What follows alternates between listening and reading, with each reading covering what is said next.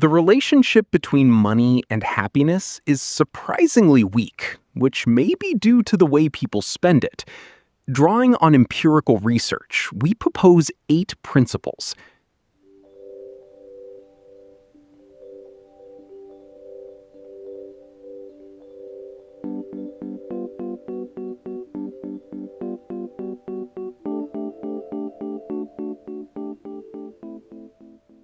Wait, stop, go back. That's the actual abstract? It literally starts with the punchline of the paper's title. If money doesn't make you happy, then you probably aren't spending it right. That's not an abstract, that's a bumper sticker. It's Dunn, Gilbert, and Wilson, Journal of Consumer Psychology, 2011. This thing is cited like 4,000 times. It's basically the Rosetta Stone of happiness economics. The Rosetta Stone of a fortune cookie. No, fortune cookies are more actionable. Okay, but look at the principles. Buy experiences instead of material goods. Pay now, consume later. Spend on others. Buy many small pleasures. This is the whole modern wellness economy before it existed. Right. The paper invented buy the overpriced candle, but for your soul. I'm not saying it's wrong. I'm saying every LinkedIn influencer who posts about this from a Bali co-working space owes this paper their entire brand. That's what I'm saying. It's foundational. They tested it. People adapted to physical stuff way faster than experiences. A new couch becomes background in 2 weeks. A terrible camping trip becomes a story forever. A terrible camping trip becomes a story because trauma bonds you to your friends. That's not consumer psychology. That's just being in a shared tent with no cell service. But that's exactly it. Experiences create connection and memory. They gave people $20 and told half to spend it on themselves and half to spend it on someone else. The second group was measurably happier. Wow, scientists discovered generosity? Adam Smith is rolling in his grave with a peer-reviewed citation. Did they control for that buying someone a coffee also makes you look cool, which is itself a self-benefit? Fine, maybe. But the point is, the mechanism doesn't matter. If it makes people happier, it works. It works if you have $20. The paper's big blind spot is it takes a person who's already got enough and teaches them to optimize their surplus. It does nothing for someone choosing between rent and a dental cleaning. Well, sure, but it's not a poverty intervention. It's consumer psychology for people with disposable income. That's the sample. Exactly. If money doesn't make you happy, then you probably aren't spending it right. It's a very gently scolding sentence. It locates the problem in the individual consumer, not in that wages haven't kept up with rent and everyone has a side hustle. I think you can hold both. Systemic problems exist, and also people with money spend it on things that don't help. Sure, but the title is still doing a lot of work. You probably aren't spending it right, is the academic version of maybe you're just breathing wrong when your apartment has black mold. That's a stretch. It's adjacent. But go on, what's the worst principle? I want to dunk on something. Principle 8. Pay close attention to the happiness of others in your social network before making a purchase. Oh, great. Before buying a lamp, I need to conduct an ethnographic survey of my friends' emotional states. That's not happiness science. That's being a weird guy at the bar. It's about not using purchases to compete with people above your reference group. Buy for the life you live, not the one you're posting. So the secret is to find sadder Joneses. That's bleak, even for me. You're impossible. But seriously, there's a version of this paper that's just be a person who does things with people you like and stop buying stuff to fill the hole. That's not bad advice. I agree. It's good advice, delivered with the energy of a professor who just discovered his own title is a joke and wants you to know it's rigorous. It is rigorous. They have 8 principles and citations. They have 8 ways to say stop being a mark. If they just published the abstract as a haiku, they'd have saved the world a lot of time. We're not doing haiku economics. The paper matters because it gave people permission to spend on time and relationships instead of just more stuff. It gave rich people permission to outsource their chores and call it buying time. That's feudalism with a smile. Oh, come on. Paying for a cab instead of an extra hour of bus transfers isn't feudalism. It's time affluence, Marty. You don't need a journal article to know that taking a cab makes you happier than an hour next to a guy eating tuna with his hands. See?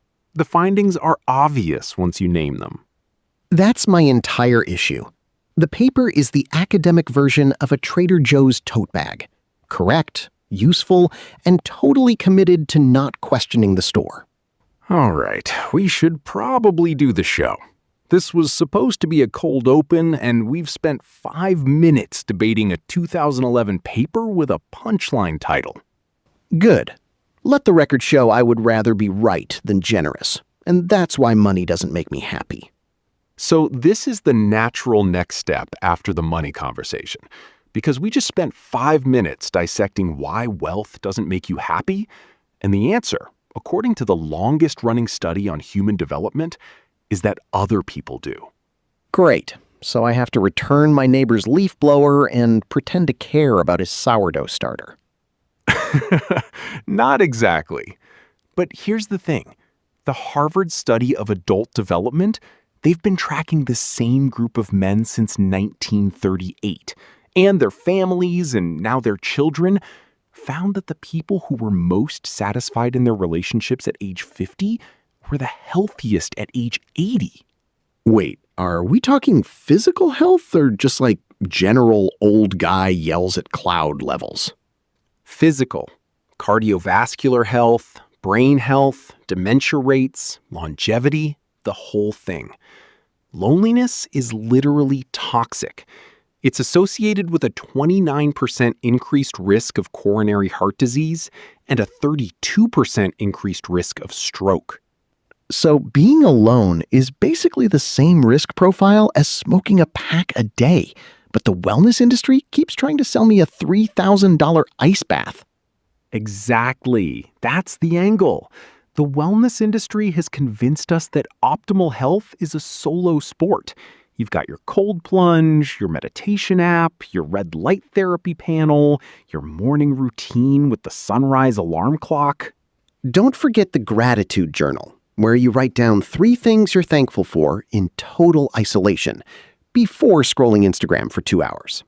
Right. And all of those things might be fine. Some of them are genuinely helpful, but they're optimized for individual consumption because that's what you can sell. You can't sell a subscription to your neighbor's sourdough starter. Oh, but you can. You can sell a bread making class, a starter kit, a proofing basket. You just can't sell the part where you give a loaf to someone and they say, "Thanks, man," and you feel like a human being for 8 seconds. That's the secret sauce. Social connection is the highest ROI health intervention, and it's basically free. But nobody's making money off you having a conversation with your mail carrier. The surprising finding is that our relationships and how happy we are in our relationships has a powerful influence on our health. That's Robert Waldinger, the current director of the study. Think about how loaded that word surprising is. It's surprising because we've built an entire cultural apparatus that assumes health is an individual project. Your body, your metrics, your wearable. The real data point is that if you have one friend you can call at 3 a.m., you're better off than the guy with the perfect sleep score and 0 confidants. And look, I'm not immune to this. I've got a fitness tracker, I've done a cold plunge, I have opinions about my own sleep hygiene, but the study is pretty clear that if I had to choose between optimizing my micronutrients or deepening my friendships, I should go with the friendships. The problem is that loneliness is a political and economic issue, not just a personal failing. We've designed cities where you're alone in your car for 2 hours a day. We've commodified third places into retail spaces where you have to buy an $8 latte to exist somewhere for 45 minutes. Robert Putnam made this point decades ago with Bowling Alone. The social infrastructure has been dismantled. Unions, churches, community leagues, block parties. And what replaced them? Peloton, which is literally a bike that you ride alone while watching a screen of other people riding alone. Which is brilliant, by the way. They sold Community as a streaming service. You're not joining a cycling club.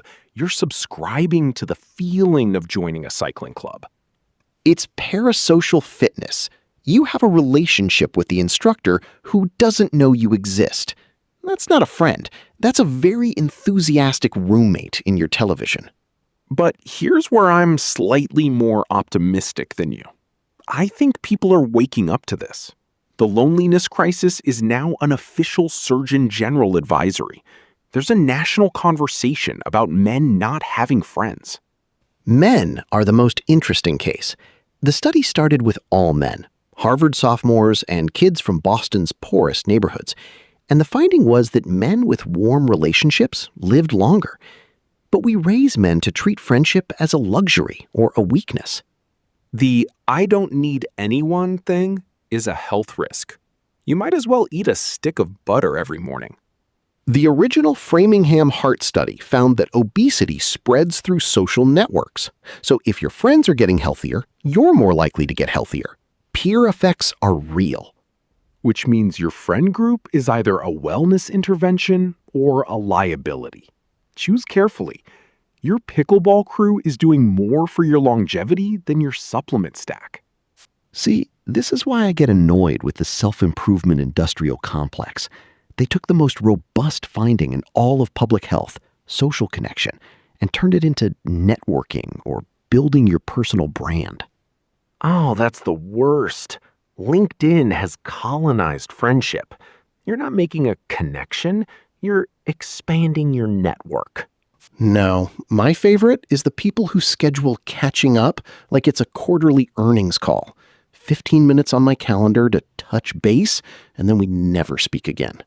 The point is that the unoptimized, messy, inconvenient, in-person relationship is the thing that works, not the scheduled, optimized, transactional version. So the real health advice is join a bowling league, even if you suck at bowling. Because the point isn't the bowling. The point is the people. And here's the part where I'll sound like a moderate Democrat. I think we need policy solutions here. Paid family leave, shorter work weeks, investment in libraries and parks and community centers, the things that give people time and space to be together. I agree, but I'd add that the market won't do this on its own. Profit-driven housing has given us single-family zoning and sprawling suburbs and the loneliness epidemic. So we agree on the diagnosis, and we're just quibbling about the prescription. We're not even really quibbling. I think your policy solutions are necessary. I just think they're also not sufficient because the underlying logic of the economy is isolation. You're easier to sell things to when you're alone. Because you can't share a streaming password if you don't have anyone to share it with. The loneliness economy is real. It's the whole damn economy. Solo studio apartments with thin walls, meal delivery for one, individual car subscriptions. All right, we're going to take a quick break. When we come back, I want to talk about whether the sourdough starter neighbor phenomenon is making a comeback, or if we're just romanticizing something that never existed. Also, I still have his leaf blower. It's been 3 weeks. This episode is brought to you by Friend Group Pro, the SaaS platform that helps you monetize your social connections through AI-driven engagement metrics. Turn your poker night into a growth funnel. Because nothing says meaningful relationship like a dashboard that tracks how often your friends respond to your texts and assigns them a retention score. Friend Group Pro. Your friends aren't just people you love. They're an underutilized asset class. Try the free tier, lose your soul. And we're back. So before the break, I was about to say that I think there's a weird nostalgia for a world where you knew your neighbors and borrowed their leaf blowers, and that was normal. Right. And I don't want to romanticize the 1950s, because that version of community was often exclusionary and conformist. You didn't just borrow your neighbor's lawnmower. You also had to pretend everything was fine, and your church was the only one that mattered. But the data doesn't care about the politics of it. The data says people who had those kinds of social structures, however imperfect, had better health outcomes. The challenge is building a version of that that isn't built on exclusion. I think there's something happening with the third place revival. People are hungry for spaces that aren't home and aren't work.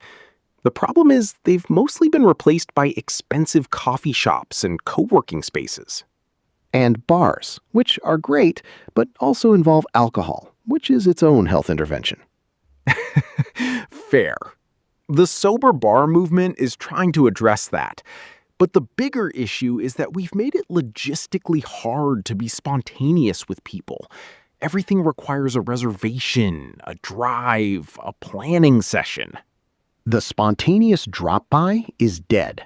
If you show up at someone's house unannounced now, you're a lunatic. But 50 years ago, that was just Thursday. You know what the saddest stat I saw was? The average American spends less than 4 hours a week with friends. 4 hours! That's less time than we spend watching ads on streaming services. Wait, is that real? Because that's devastating. That's from the American Time Use Survey, pre-pandemic. It's probably different now, but the trend is not good. We're lonely, and we're also too busy to do anything about it. The busy thing is another construct. We're not busier than our grandparents. We just feel busier because our leisure time is fragmented by our phones. You could use that time to call someone, but instead, you're doom scrolling. It's the attention economy stealing the time we'd use to maintain relationships. Your phone is the thing keeping you from the thing that would make you happier than your phone. And the phone is designed to make you feel connected while making you more isolated. You're looking at pictures of your friends' vacations while not speaking to them for months. All right, so here's what I want to know. Rolo, when's the last time you had a genuinely unstructured, in-person conversation with a friend that lasted more than an hour? Last week, my buddy came over and we watched a game and talked about nothing for 3 hours. It was fantastic. And how did you feel after? Probably the best I'd felt all week. Like a human being. That's the study. That's the entire study in one anecdote. You didn't need to track your heart rate variability or take a cold plunge. You just needed to sit on a couch with someone for 3 hours. I did maybe drink one too many, but that's a separate issue. The broader point is that we've been sold a very expensive lie, that health is something you buy and do alone, when the evidence says the cheapest, most effective intervention is to call a friend and be annoying. So the takeaway is I should return the leaf blower and maybe ask Jerry about his sourdough starter. Jerry's sourdough starter might save your life. That's the title of the episode. The vampire problem. Jerry's starter saved my life. I can see the thumbnail now. We should probably end this before I start designing merch. Too late. I'm already going to make a t-shirt that says, "Loneliness is the real epidemic," with a picture of a sourdough loaf. That's our brand now. Wellness advice from a guy who refuses to return a leaf blower. The guys who say they don't need anyone are the ones who need someone the most. That's the whole segment. Go call someone. I'll do the same. We'll be back after this. This episode is brought to you by Lonely Brew, the craft coffee subscription that delivers single origin beans and a false sense of connection to your door every month. Lonely Brew. Because your barista knows your name, but your barista is a robot now. Okay, I called my brother. He's fine, but he spent 40 minutes reading Wirecutter reviews for a humidifier. He lives in Phoenix. He does not own a humidifier.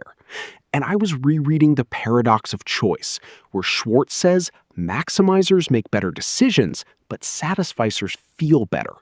My brother is the maximizer. He was pre-grieving the moisture he doesn't have. Oh, man.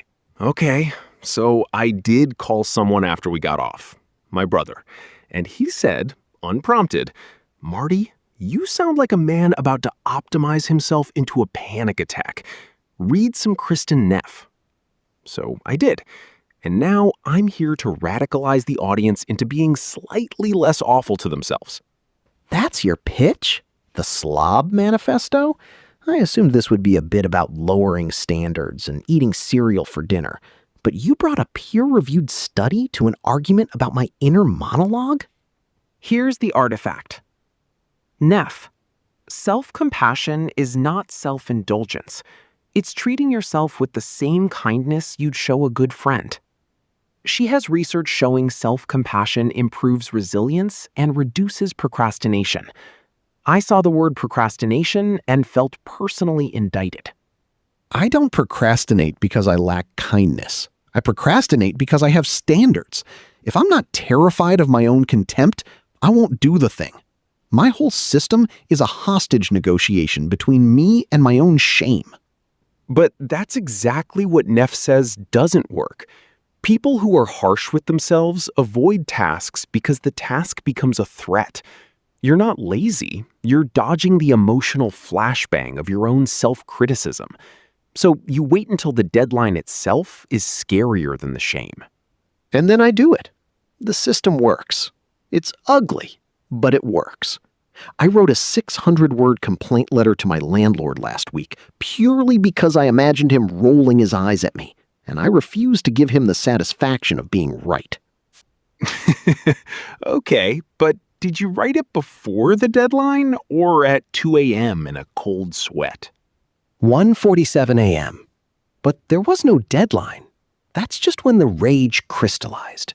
Neff would say you can keep the rage, but maybe not aim it at yourself first.